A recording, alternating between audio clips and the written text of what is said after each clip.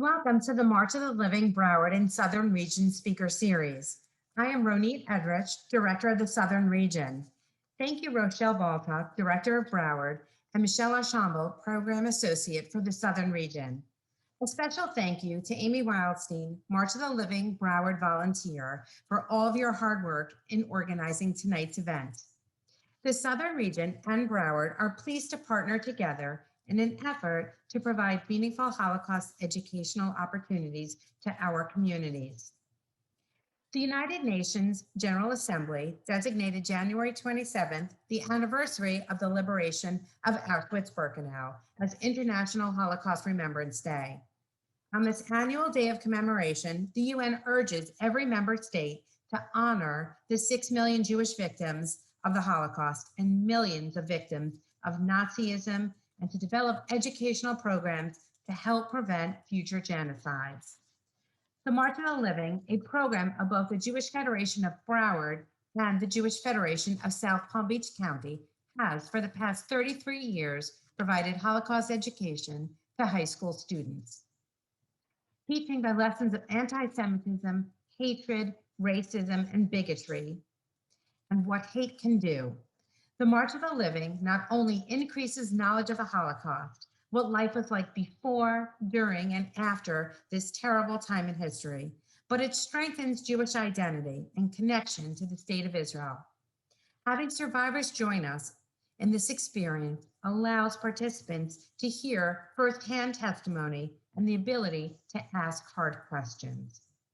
On the 1990 March of the Living, Elie Wiesel told us, "When you listen to a witness, you become a witness."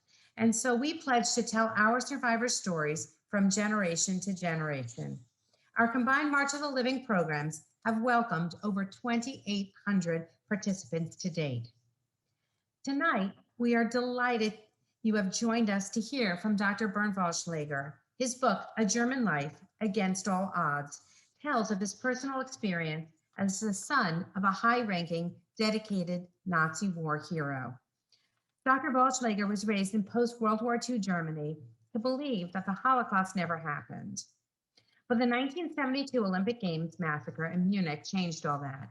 It sent him on a quest to understand the legacy of his family and his nation, and would eventually lead him to Judaism and Israel, where he became a citizen and served in the IDF.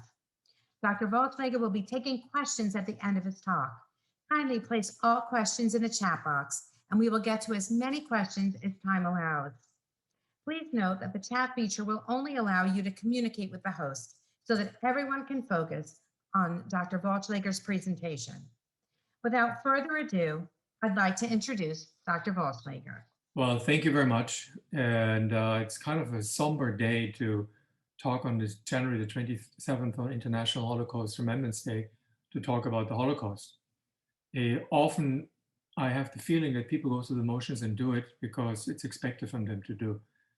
But I think that what we need to do is really take a hard look on and remember the day, not only January the 27th, but many other days, that what we call the Holocaust and what we call Auschwitz and what we call the horror of the Shoah was a deliberate, planned attempt to wipe out an entire race. And it was fueled by the hatred against Jews, and it was supported by government policy of the German government. This was not a fluke. This was not a bunch of neo-Nazis walking through along the scenery, or the Huns invading Germany and then disappeared.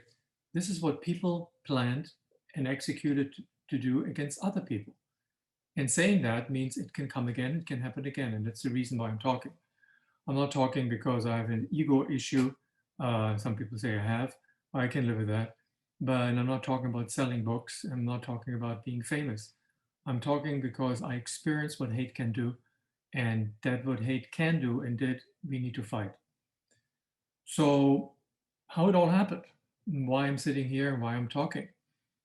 Well, I was born May the 9th, 1958 in Bamberg, Germany, completely devoid of any impression of any idea of Holocaust, horror, Shoah, and Auschwitz. I didn't know anything of that, not because I was a passive little child, but because nobody talked about it. And I personally experienced the Holocaust, not personally, because 13 years after the war, there was no Holocaust anymore. But I experienced that something happened and it deeply impacted the country that I was living in.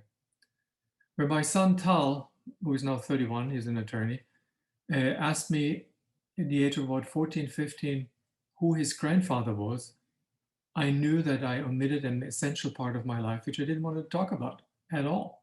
It was too painful. It was too difficult to deal with that I didn't talk about it until this question, Mir Sabashili. And I decided to tell my son this story, and approximately this sort of story that I'm told him is the one that I'm going to tell you, with variations, because a lot of information came to my knowledge and during the course of these years of lecture that I learned more and more about myself and my father. So born in this beautiful city in Germany called Bamberg, B-A-M-B-E-R, Bamberg, a city untouched by any wars, 1,000 years old, literally a time machine in which you can walk and experience history untouched by anything that happened recently. No war, no destructions, nothing, a pearl in the northern part of Bavaria, situated between Würzburg and the infamous Nuremberg. We as children, I would say from the age of 7, 8 on forward in elementary school, we were told to appreciate the history and we were taught history. So I could recite what Pope was buried where, what the cathedral meant, what the character of Bamberg as Rome of the East, what it meant. But one thing I noticed that we didn't talk, or we tiptoed around parts of German history which were clearly in front of our eyes. In a city of 75,000, there were 10,000 American soldiers and 5,000 family members stationed in the outskirts of the city. It was part and parcel of the history of the city, of the social menagerie of the city, that there were American soldiers. And one thing I knew about a war, that a war happened, I knew that because it was obvious. We were living about 20, 30 miles or 40 miles further west from the Iron Curtain, and there were constant maneuvers and constant flying planes, exercise, doing NATO exercises. So I knew there was a war and the tension is ongoing. But I knew in a war, people win and people lose. And the fact that we have American soldiers in town meant we didn't win that one. That I figured out. But nobody talked about it. When I asked my parents about my grandparents, I was told they're gone because of the war. So no grandparents, no past, but because of the war that nobody wanted to talk about. Finally, slowly but surely though, my father and my mother told me two different stories of their life. And they felt compelled because I was a nutnik. I was nudging them and wanted to know more, very curious. And when my father started talking about his life, it was the knight in shining armor story. He told me on long walks that we had on Sunday afternoons in the forest. I had a very close relationship with him. He taught me how to hunt, how to handle a rifle, how to shoot, how to fish. And on these long walks that we had almost every Sunday, he told me over and over again the story that he was the youngest tank commander in an elite tank unit under the directed and guided by by Guderian. And Guderian was the general who invented, well, one can say invented, the Blitzkrieg. And this Blitzkrieg, rapid forward-moving tank units, my father was the number one young hero who learned from his general, he called him his general, Guderian, how to do that. And my father got famous. In the first opening of the war in September 1939, which Germany provoked, of course, my father's tanks rolled the first in. 1 year later, on the attack on France, Netherlands, and Belgium, my father's tanks were the first to roll in, fast, pushing forward, dozens of kilometers a day, blitzkrieg model. And then, of course, the Operation Barbarossa, the attack on the former Soviet Union in July 1941. My father's tanks not only rolled in, my father's tanks rolled forward, conquering a strategically located town in Russia called Orel, on the way towards Moscow, which the Germans didn't reach, but they were close.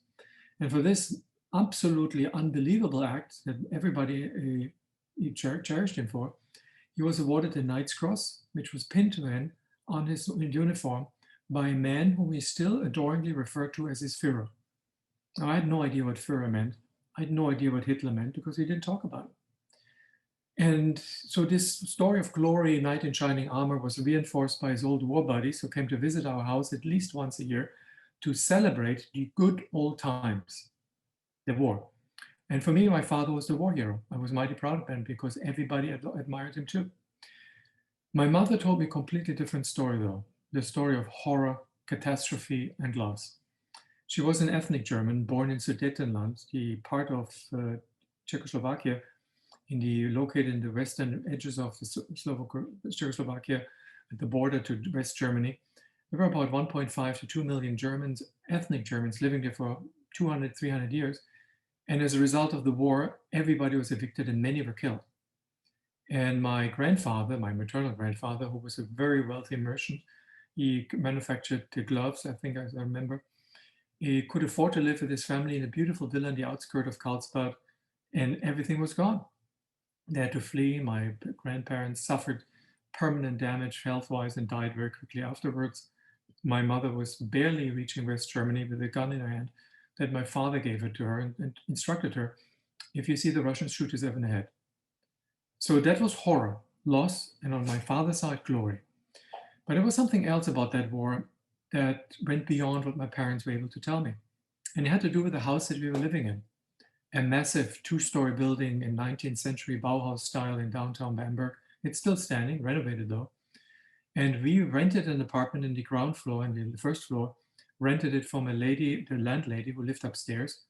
And my mother asked me, please do not, and told me, didn't ask me, please do not talk to her because she's a noble woman, only respond when she asks you a question. And in the hallway, right next to the massive wooden stairway leading upstairs to the landlady's apartment, was a picture mounted on the wall, a painting, obviously belonging to her, depicting an officer in uniform, like my father, whose picture I saw at home, wearing a knight's cross around his neck, an officer's insignia, and was a colonel, according to the insignia on the shoulder insignia. And I didn't know what that meant. And so I asked my father, who is this man? And my father told me, actually in no uncertain terms, he was a traitor and don't ask me anything about him anymore.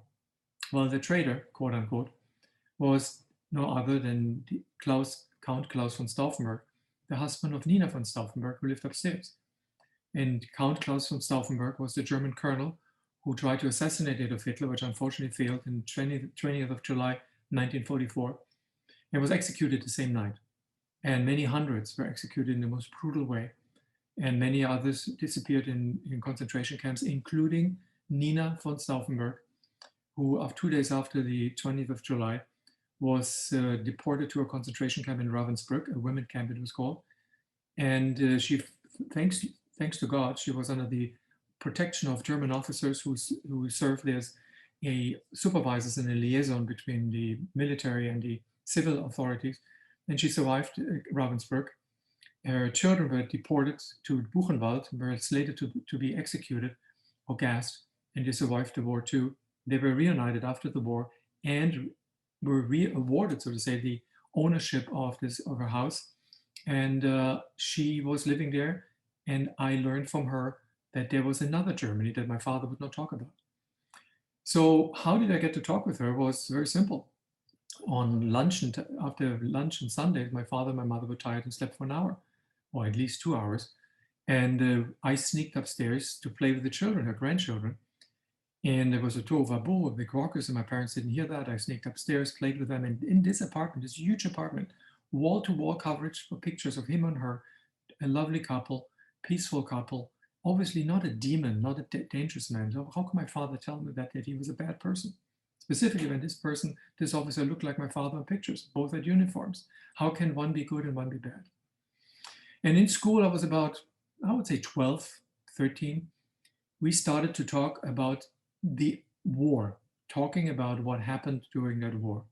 And what we learned was, of course, a little bit sanitized version. And it was as follows. Hitler came to power in 1933, in January 1933, appointed by his predecessor, von Papen, and blessed with the blessing of the president of Germany, Hindenburg. He led a completely democratic life, so to say. He played along with the Weimar Republic for the first 3 months, and then destroyed the entire system by claiming that the Reichstag, the German parliament, was attacked by communists and was burned down. Of course, this was a setup. His SS sharks, they burned the Reichstag down, but he used this burning and the destruction of the Reichstag as a beginning of a dictatorship to protect Germany from the communists and socialists and Jews. So Germany turned very quickly into a dictatorship. People disappeared in concentration camps. We didn't know as children what that meant. They told us they were labor camps. And Hitler triggered the Second World War. 60, 70 million people died. Among them, 6 million Jews as collateral damage of war. Nothing about the Holocaust. And then on the 8th of May, 1945, Germany surrendered. And huff and puff, as Huns invaded the country, they disappeared. Everybody, the Nazis were gone. We got back to a normal life. Hunky-dory, nothing to worry about. Well, that was a bunch of horse manure. I don't want to use the real term. And the real story, what truly happened, was a trauma that Germany suffered in 1972, the Olympics in Munich. The Olympics in Munich, they were supposedly the event, and we were prepared for that as young Germans, first generation and almost first and a half generation of young Germans, that the Olympics should demonstrate to the world that we as West Germans, not as East Germans, which is communist, we as West Germans are, again, we've been invited to rejoin the international committees, international alliances, the NATO alliance. We were, again, democratic, and we didn't forget, we just were now mature enough to rejoin the real world. Not like Adolf Hitler in 1936 abused the Olympics in Berlin for propaganda purposes. This was the new Germany. And that was actually a true new Germany, because since 1969, Germany was led for the first time by a man, a chancellor, who was not tainted by the past. His name was Willy Brandt. His predecessors were had all blood on their hands, including Kurt Georg Kiesinger, who was the chancellor from 1966 to 1969, who was not only a Nazi, but also was a member of the propaganda ministry of the National Socialist Party. So he was a bad guy, so to say. And Willy Brandt, who escaped Germany in 1933 because he was a socialist, returned to Germany via Sweden in 1945, 48, reclaimed his citizenship, and rose up to the leader of the now called Social Democratic Party, and won in a landslide election in 1969, the national election. And in December 1970, he traveled to Poland without having any diplomatic relationships with any of the Eastern countries of the Eastern Bloc, traveled to Poland, and in front of the Warsaw Ghetto Memorial, he sank on his knees, bowed his head, and asked for forgiveness. And the chancellor kneeling in front of the Ghetto Memorial, nobody ever mentioned that it would happen. And it was on the front page of every newspaper, and my father slammed the newspaper on the breakfast table. I remember, "Schau mal her, Bernd, look here, wieder ein Verräter, again a traitor." Now I was a little bit confused. I was 14 years old. I was raised according to my mother's Orthodox Catholic, my mother was an Orthodox Catholic, in the Catholic faith, in the conservative Catholic faith. She sent me to a kindergarten, a Catholic kindergarten, Catholic elementary school. I was an altar boy. She wanted me to become a priest. That didn't work out, obviously. And my father was an atheist, or Protestant, as he called himself, an atheist Protestant, very peculiar. He didn't mingle in my religious education. But for me as a Catholic, that somebody kneeling in front of a memorial, that is a sign of devotion. It's a positive sign. Why is my father so mad? And this chancellor, Willy Brandt, with a tremendous moral standing in the Western world, opened the Olympics on a beautiful sunny day in August 1972. I don't forget it, because we had our first TV. That's the reason why I remember. And my father invited friends over, a joyous atmosphere, everybody's laughing, singing, drinking too much wine and beer and sect and champagne. And the teams parade into the stadium. Everybody was applauding. And suddenly, one team appeared on the screen carrying a flag. It was black and white, though, with a star inside. And at that moment, nobody talked. It was the do not ask a question moment. And I said, that's weird. Why the adults react like that? I mean, I had no idea what the importance of the flag with the star meant. Didn't know anything about Israel. For me, it was something like Norway, Sweden, Switzerland. So why the adults getting so mad or so funny? And then on September the 5th, during the Olympic Games, a team of the Palestinian terror organization, the PFLP, attacked the Olympic Village. It climbed over the fence, actually guided by the East German Stasi, the state security service, with logistics and probably also weapons, attacked the Israelis in the Corneliusstraße, in the living quarters on Corneliusstraße, attacked them in the quarters. 2 Israelis were murdered on the spot, butchered, not murdered, butchered on the spot. The remainder were taken hostage. And then the tragedy began to unfold. I remember every beat by beat, every minute what happened, because it was the first event. It was broadcasted on live TV that had such a horrendous impact on Germany. And the terrorist leader, Issa, demanded to be flown with all his team, with all the terrorists and the hostages to an Arab airport, preferably Cairo, and immediately, not to wait. And there the Israelis would exchange, he demanded, would have to exchange the 250 Arab terrorists in Israeli prisons with the 11 surviving Olympic team members from Munich. That never happened. The German government, highest member of German government, Minister of Interior personally, negotiated with the terrorists, with the terrorist leader, Issa, begging him to take themselves, the entire German cabinet, as hostages and release the Israelis instead. He refused.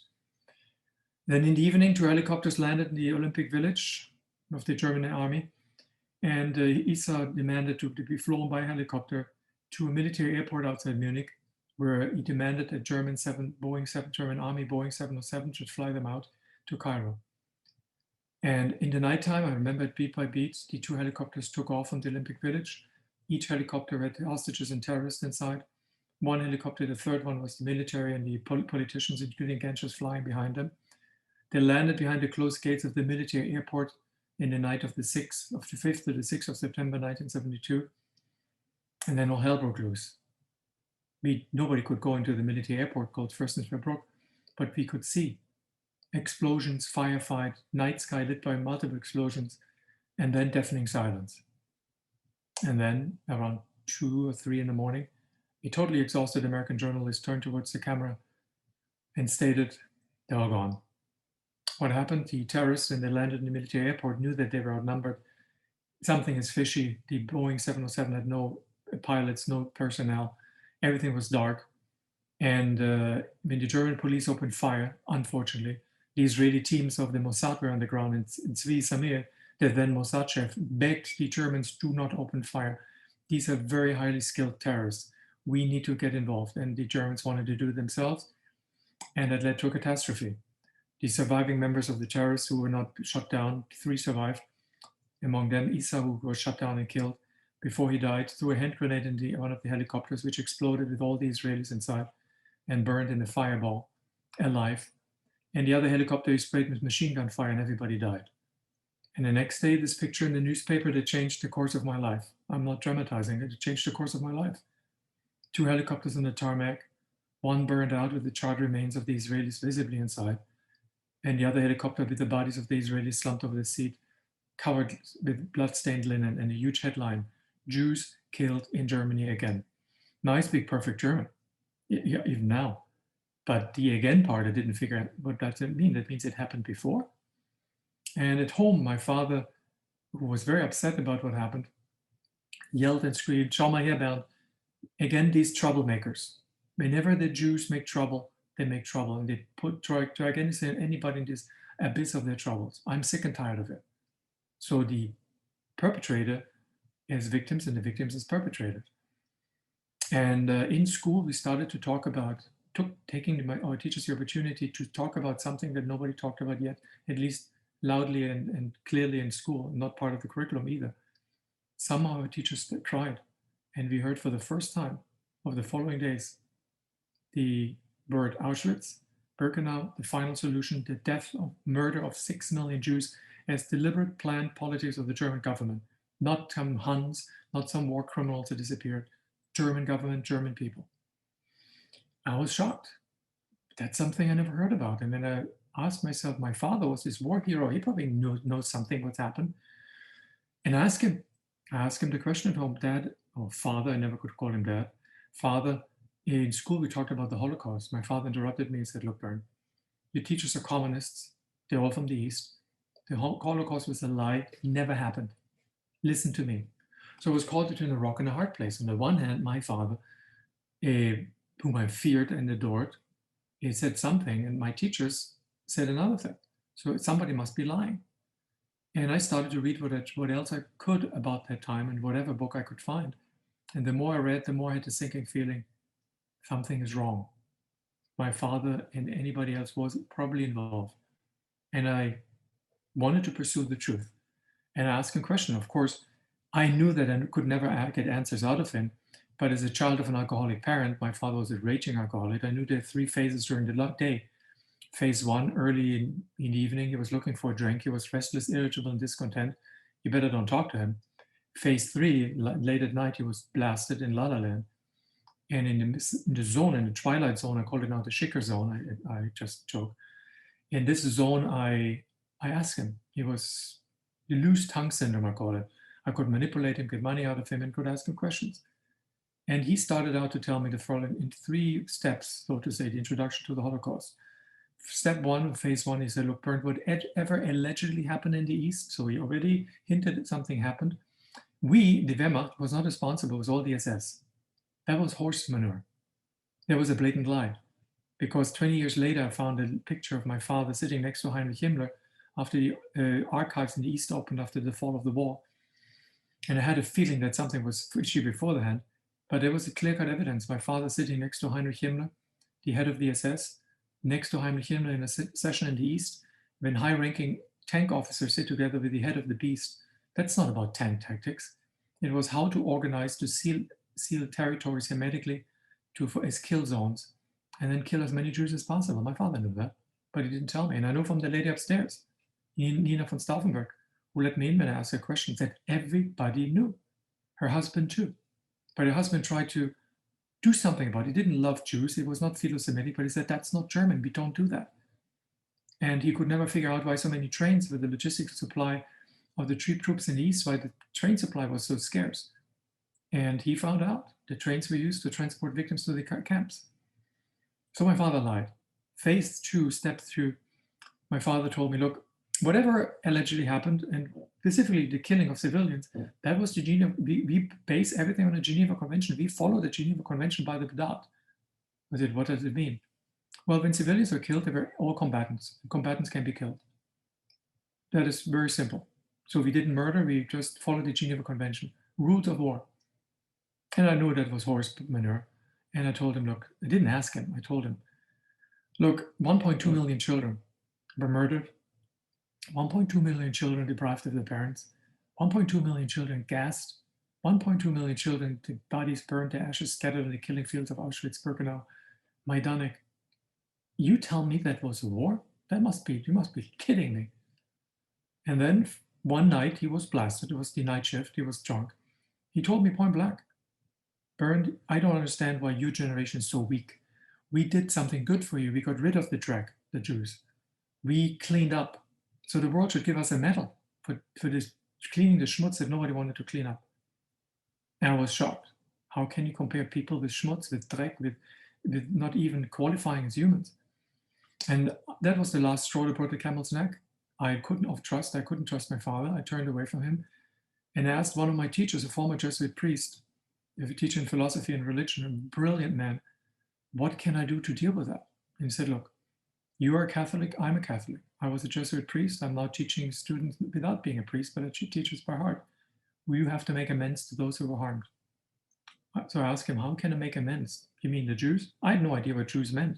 I'd never met a Jew. The only thing I learned about Jews in school was they were killing Jesus. They were murdered. They killed our Jesus.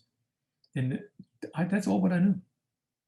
And my teacher told me, look, we have a group of young Israelis and young Arabs from Israel, Jews and Arabs from Israel, coming to Germany under the auspices of the Catholic Church, of the progressive wing of the Catholic Church. I actually lead this effort. And I want you to participate in that meeting too. And I participated for the first time in 1978. I met Jews. Of course, we were not different. We had no different horns, not horns on your head or look different.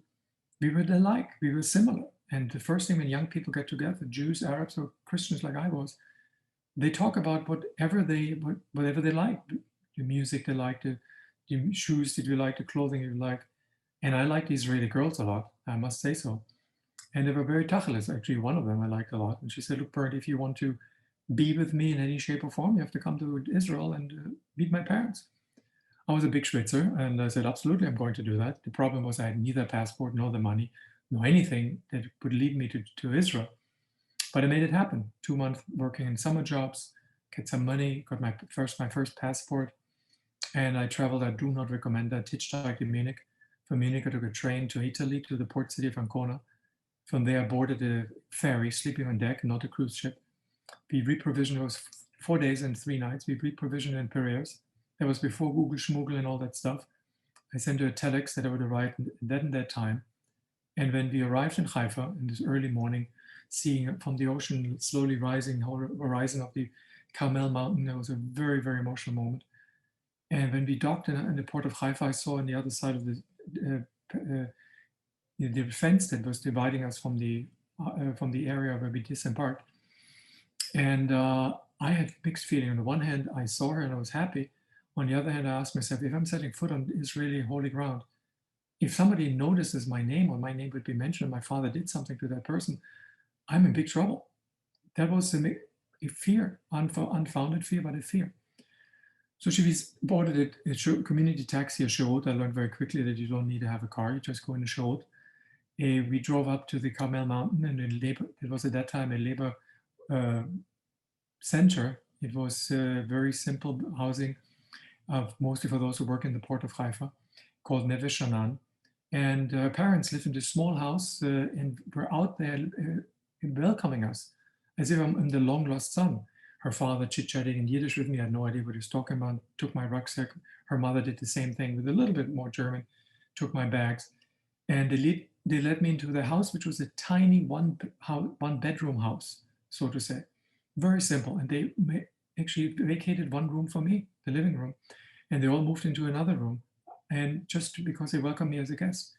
And the first night we were eating hummus, falafel, trina, things that I never ate in my life. Her father and her mother chit-chatting with me, and I had no idea what they were talking about. Her daughter was translating, interpreting a bit, but suddenly her father turned to me because he wanted to talk to me, communicate with me, looked in my eyes and asked me, in German, haltingly so, Bernd, you want to speak German? Bernd, du möchtest Deutsch sprechen? And asked him, how do you learn German? He didn't say a word, continued fixating, looked in my eyes, straightforward, rolling up the sleeve of his forearm and looking at the number tattooed on his forearm and said, ich war in Auschwitz, Birkenau. Ich war in allen Lagern. I was in all camps. I was liberated, spent 3 days in Germany in a displaced person camp, lost my entire family, and came to Israel in 1949. I'm not hating Germans. I met Germans who were bad, and I met Germans who were good. But I want to know, do you know everything? Do they teach you? And honestly told him, no, I don't think so. Because I didn't know what to answer, sitting as a German in a Jewish home, in a home of a Holocaust survivor in Israel, in Haifa. I didn't know what to do. And 3 days later, he took me on his own initiative, took a day off from work, and he traveled with me to Yerushalayim, to Yad Vashem, introducing me to the Shoah, walking with me, took my hand and walked with me to the exhibits. I didn't handle it well. I broke down. That was overwhelming. How can a man who lost all his family, I asked myself, rebuild his personal life, rebuild a family, rebuild a profession that he learned in, rebuilding a country, an old country anew.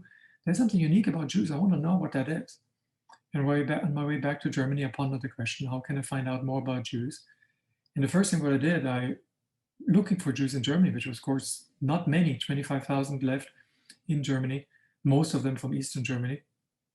And you couldn't get in the synagogues and the temples at all because this was the time of Baader-Meinhof terror, the German left-wing terror group, Palestinian terrorists. I mean, it was a horrible time. So, but lo and behold, in my hometown, there was a group of 30, 35 old Jewish men, all survivors of the Holocaust, who after the displaced person camps were dissolved, stayed in Bamberg. And I literally knocked at that glass door to this Stiebelech, that they call it, the Gemeinde Stiebelech, the community synagogue that they called. And an old man opened the door, a very small man, reached me about shoulder height, very pale, looked at me suspiciously. Was willst du? And I babbled something along, and he let me in. He thought I'm just another German student who needs some information. Walked me through a corridor, which was pitch dark except a red light in the corner, covered with black granite plates, and all granite plates were engraved with names. And I asked him, what does it mean? He said, you don't know? These are the names of all Bamberg Jews who never came back from Theresienstadt, 1,000 plus. Each name is engraved. And what's this light? It's the Ner Tamid, the internal light. It will burn all day long, all light, every day. And then he took me to his office, which was a small office, windows curtain drawn, windows closed. It was a hot September day, October day, still hot. No air condition, no fan, and he had a short white sleeved shirt on, pale skin, and the number stood out. And I stared on the number. Numbers I couldn't take my eyes off because it symbolized so much horror. He looked at me and said, "Das, Bernd, das is Auschwitz." I was in Auschwitz. I was liberated at 14, 15 years old. All my family's gone. What do you want?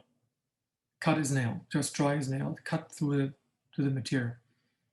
And I said, "Look, I want to learn and I want to do something for you." So what do you want to do? And something I can help you with. He looked at me, "Well, you know, there's always a geschäft that you have to make when one wants something from another person. I will teach you. I never learned I never was a yeshiva bocher. My learning about Judaism started when I was 15, after the liberation of Auschwitz. And you have to do something for me. You can be my Shabbos Goy, and in return, I teach you." I had no idea what Shabbos Goy, Shabbos Shmoy meant, what that meant, but it sounded like a good idea. And I said, "What do I have to do? Come on Friday, and I'll show you what to do." Friday came. I was at 6 o'clock, like he told me. He came at 8, approximately, and he looked at me and said, "Was machst du?" I said, "You told me 6. 6 o'clock, 7 o'clock, 8 o'clock. You have to get Yiddish time. So come whenever you want to come, but come before 8.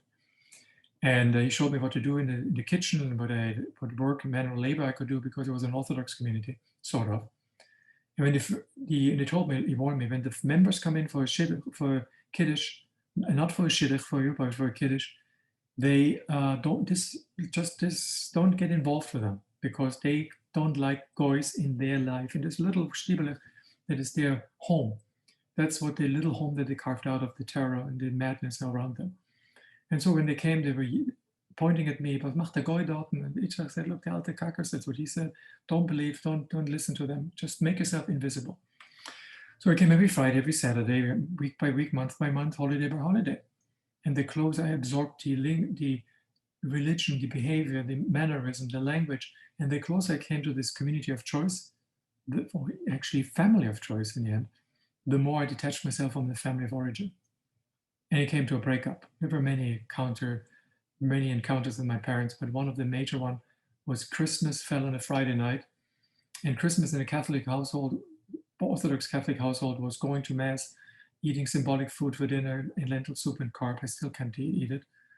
And then listening to my father, who was in the big living room, the huge oak doors to the living room. My mother opened. We saw our father standing next to the Christmas tree, ringing the bell in his dark black suit and the Knight's Cross around his neck, celebrating the birth of Christ. And I came back on a Saturday evening, and all hell broke loose. And my father demanded to know what happened. I said, "Look, I don't want to play this kind of lie game, pretend game.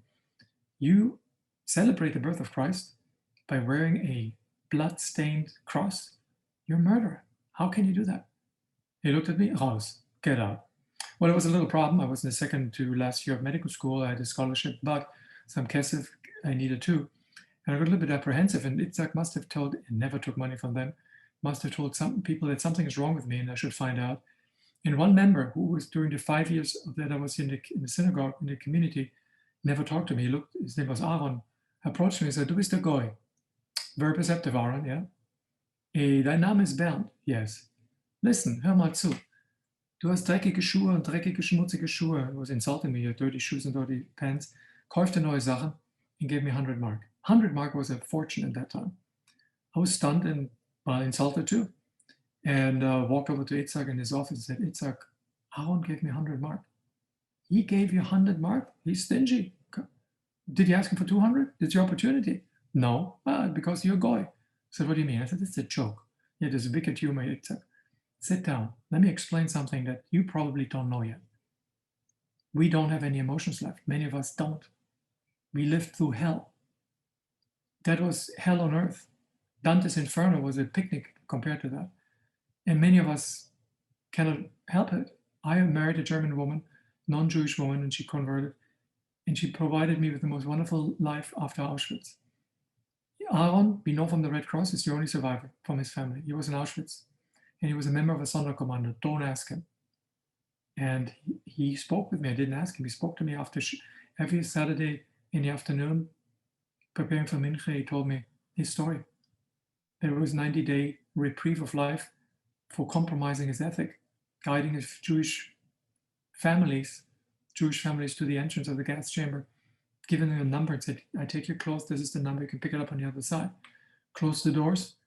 Then the German threw Cyclone B in there. When the screaming and the banging stopped after 10, 15 minutes, they went in, the Sonderkommando with gas masks, pulled out the bodies, pulled out the teeth, gold teeth, burned the bodies, crushed the bones, and discarded all the remainders in the pits right next to the crematoriums.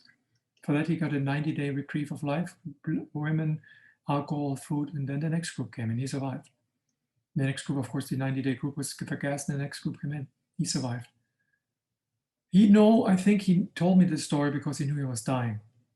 6 months later, he died. And I got a call from my university, and Itzhak told me, you have to come to Bamberg. Aaron died. I traveled to Bamberg. Itzhak said, we need a Chevra Kadisha, we need to bury him. I said, I knew what a Chevra Kadisha was, a burial society. I said, I can't do that, I'm not a Jew. Itzhak looked at me and said, you're one of us. We washed the body, prepared the body for the burial the next day. On an open grave, Itzhak gave me the prayer book and said, you read the Kaddish, you were his only friend and family. And I did. And that moment I crossed the line. I knew that's the line that I crossed. I'm in another world. And I told Itzhak I want to become a Jew. Not asked, I told him. Itzhak looked at me, said, you forgot the number? You see the number? That's where we get suffering. Be a tzedek, be a righteous man. Don't mess up your life. I said, I want to convert. He said, I wish I could talk you out of it, but I know a rabbi who can talk you out of it. And I pay the money to go to Frankfurt, that you go to Frankfurt, pay for the hotel, pay for the food, and you don't come back until you get out of this crazy loop and you get a crazy idea out of your head that you want to be a Jew. I met the rabbi. The rabbi agreed that he will not convert me. And of course, he couldn't. He would not recommend my conversion either, but he would teach me. And we saw each other maybe every other month for 2 years. And every time I met him afterwards, I told him, look, when can I convert? It got to him. In the spring of 1986, he said, don't ask me. I will refer your case to the rabbinical court. How they will decide, I don't know. But until you get there, you really have to make a little commitment, just a tiny little commitment. It involves a plastic surgery. I don't want to talk about it. It had to be done in an Orthodox facility in Basel, Switzerland. There was a Mohel in Munich, but he was a rabbi too. He was a drunk, and I slightly shaking hand. My commitment didn't go that far. I got a professional haircut. And 6 months later, underwent the immersion in a kosher mikveh in a Hasidic community in France, Metz, M-E-T-Z. And in December 1986, in front of a rabbinical court, I underwent a halachic conversion. It was a very emotional procedure. And I remember the chief rabbi told me, look, Bernd, you're a wonderful person. I have character references up to the wazoo. You're a great guy, but that doesn't mean you become a Jew. What do you want to make it be a Jew? Guilt doesn't count. I said, I want to help, and I want to be somebody that can hopefully contribute to the recovery of something in Jewish life, and I want to fight for the Israelis. I don't have anything to give, no money, my knowledge, yes, but I want to be willing to put my life on the line. It impressed him, and 30 minutes later, they came back from the Diyun. I was like in court, black robes, black ties, black hat. The chief rabbi asked me to stand up. He read in Hebrew and then in German the conversion certificate. I was overwhelmed. And he tried to break the silence and the tension and said, look, your name is not Ben Avraham, Bernd. Do you know that you cannot change? What is your first name? I said, Bernd. Did you choose a name? No, let me help you. Bernd is the bear slayer. In Hebrew, it's called Dov, Dubi. Dov Ben Avraham, take it, it's free. And what do you want to do now? He said, I will apply for an immigrant visa. And I will go to Israel, which I did. Within a month, I was recognized according to the law of return. I got a visa in my passport, a one-way ticket with El Al, and flew to Israel, trying to see my parents in one last time. My father was yelling and screaming when I was approaching the house. My mother was crying, couldn't even go into the house. And the next day I departed. I stayed in a kibbutz, learned Hebrew, then assigned to a hospital to get my my German license up to Israeli par. And then I was immediately drafted into military because I rejected any delay, wanted to serve immediately. That was the first month of the first Intifada. And I was sent to the place that nobody wanted to be, in Ramallah. wedged between the absolute horror and the catastrophe happening in the turmoil in Ramallah and Beit El, the Jewish settlement, and we were in between as a buffer. War zone. I was in the uniform of a soldier, of a lieutenant, had my gun fully loaded, bullets in the cartridges in two leg pockets. It was war. And the commanding officer looked at me and said, "Look, guys, Chevre, this is your doctor. His name is," you have to change your name, okay? His name is, we call him Doctor, Dov. If I get killed, he will be the commanding officer. Well, that was a beautiful introduction. But most of all, I was scared. You say in Hebrew, Nafalet Simon. Simonim were these little tokens to use in public phones. And Nafala Simon means you understand now that this is it. And if they find out that I'm a son of a Nazi, in drag, so to say, they will kick me out of here. So I decided not to talk about my life, which was a huge mistake. I threw literally my past in a virtual closet, threw the door shut, turned the key in the lock, and threw the key away. That was a big mistake. And then years and years later, my son asked me a simple question, "Dad, who is my grandfather?" And I told him the story. And my son going to a Jewish school like all my children, or went to a Jewish school. Actually, at that time, they were still in the Jewish school. Kippah and tefillin in the morning. He said, "Oh, let me tell my friends that you don't do that." But to my luck, probably luck, I was told, and I was not there, my son in the class, and everybody was asked about the family history, and the family history, they raised his right hand and clipped, and yes, my grandfather was a Nazi, famous Nazi. Well, that triggers a call to the principal's office, of course. And the principal was very upset. And the rabbi was there. I don't know if he joined us in the beginning. Dr. Holschläger, your son told us the dritte Geschichte that your father was a Nazi. I know there's a divorce at home. I know there's a lot of stress. Can we help him? I said, "Look, here's the truth. That's the truth." And the rabbi looked at me, "You want to talk about it?" I said, "No, you will right now." And he walked me to his classroom, and I told the story for the first time. And then something happened that the rabbi predicted. The weight was lifted from my shoulders, and I asked myself, how can I close the circle of life? I need to go back, which I did with my son 20 years later. To visit my parents is the only place I knew I could visit, and the cemetery. Bamberg Cemetery, like all old towns, the old towns in Bavaria, where Jews and non-Jews lived together, and even as peasant Jews, they had a common joint cemetery, only divided by the wall.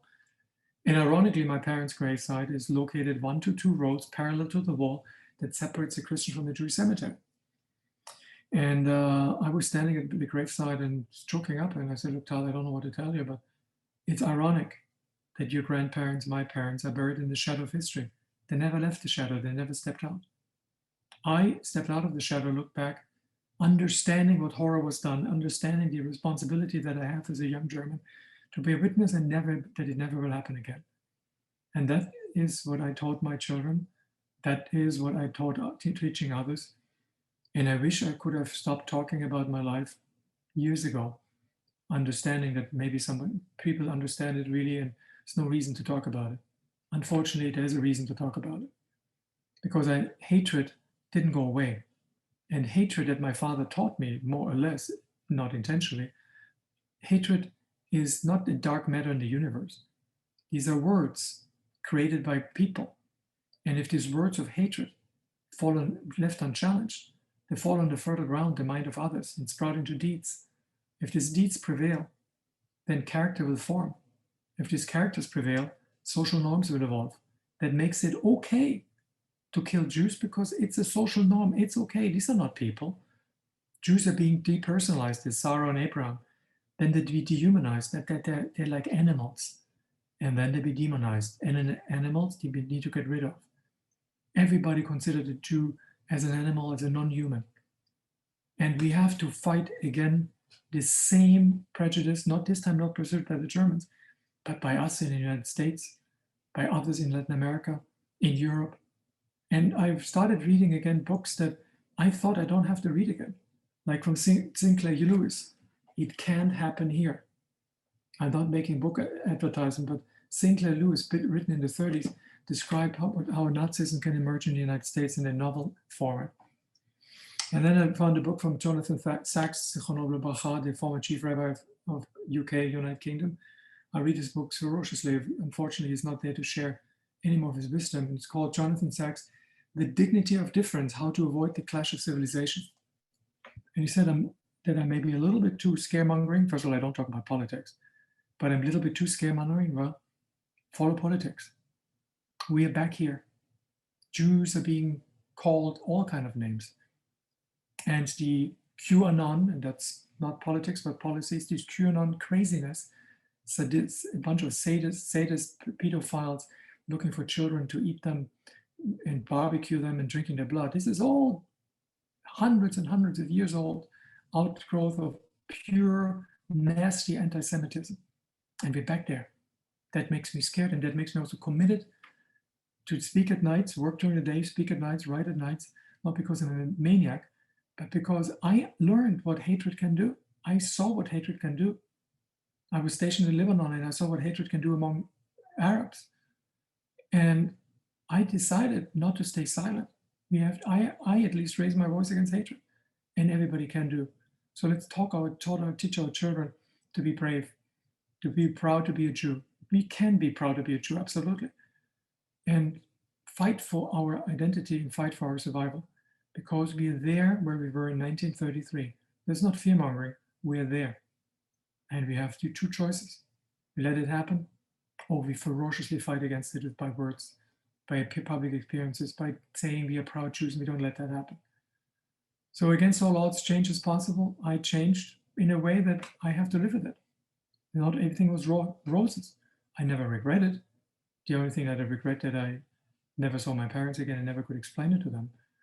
But I'm here and I'm willing to talk about it, and I'm willing to listen to your questions, and I will provide answers as best as I can.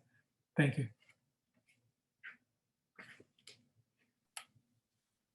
Thank you so much, Dr. Waldschlager. That was unbelievable, your presentation. I know that there are several questions, and I'm just going to remind everyone that if you have any questions, kindly place them in the chat, and I'm going to go through as many questions as time allows. The first question that we had is that many participants on this webinar know that you have participated in the March of the Living. We spoke about it briefly before everyone came on. But as a March of the Living alumni, you traveled to several Nazi concentration camps in Poland. Can you describe what that experience was like for you, especially when you were accompanied by both teens and Holocaust survivors? And my daughter. And your daughter. Sorry about that. And your daughter. I thought that I understood everything. I thought that I rationalized everything well enough to understand what Auschwitz meant. I thought I know it all. It was, of course, an arrogant behavior. Maybe a way to not try to detach the emotions from the facts.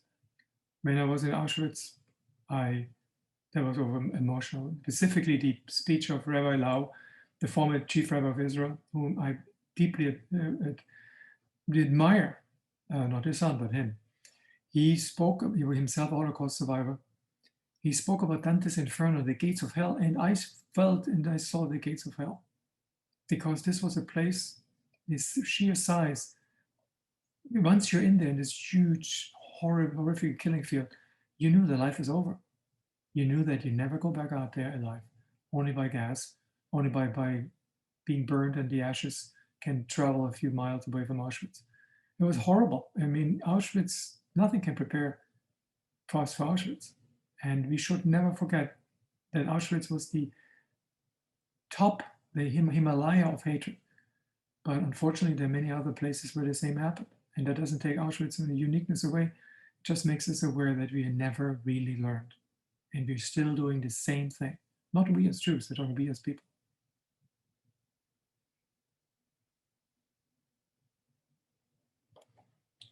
Boys. Thank you for sharing that. The next question that we have is actually about returning to Israel. So that you said that you kept your family's history to yourself. What was it like after have you been back to Israel since you've been speaking about your family's experience? And what was it like for you when you returned to Israel? You are an Israeli citizen. And What was that? I'm about 2 or 3 times a year in Israel. Unfortunately, right now we can't, but Right. I lectured in Israel to Jewish groups. I lectured to non-Jewish groups, mostly Jewish though, but also some of them that I would call them at best secular groups. And talked about also to Palestinian group. Israel is my home in a sense. I was born in Bamberg, Germany. I never can detach my place of birth. It's wonderful, it's gorgeous. America is a long stretched break, getting back and forth and use it as my platform to travel throughout the world. Of course, cannot do that anymore, hopefully soon. And Israel, whenever I go to Israel, that's where I belong to. In my practice, medical practice, I have about 60% Israeli patients. I speak more to the dismay of my students. 60%, 70% of the time I speak Hebrew. I try to translate that to them. And I cannot imagine not being an Israeli, not being a Jew. It's the best thing, the most satisfying thing that I ever did. But there were consequences. The last question that we have for you, and you did touch on it a little bit, but you just said that you are an accomplished physician in our community, and you work very hard during the day. And speaking about your family, it's difficult. I'm sure it's got to be difficult. What motivates you to speak about your family experiences and to really share with everyone the experience that you went through and the choices that you made? What motivates you? What motivates me that you have to judge people as individuals, not as the Germans, the Arabs, the Jews, and whatever whatever kind of amorphous mass of people we're talking about. We have to have the courage to speak to each other. And for me, speaking allows me to approach people and being approached with people who want to speak about something else, discuss with me certain issues, want to understand more.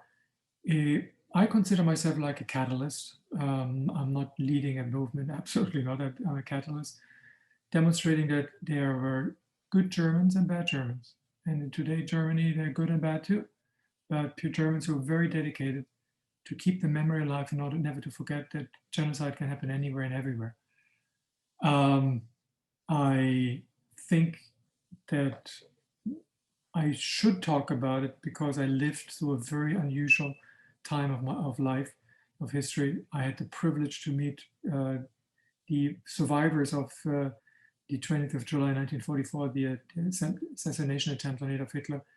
I learned to know what courage means in people, and that's what I teach my children. Don't howl with the wolves. Don't follow the leader. Don't follow what somebody tells you to do. Judge by your own and make your own decision, and you have the backbone and say, I don't do that. Absolutely not. Well, Dr. Vollschlager, I really want to thank you for your incredible presentation. Your story is so profound, and on behalf of the March of the Living, we appreciate your willingness to share with our communities, and we appreciate you going there and really explaining what your childhood was like and what your family was like.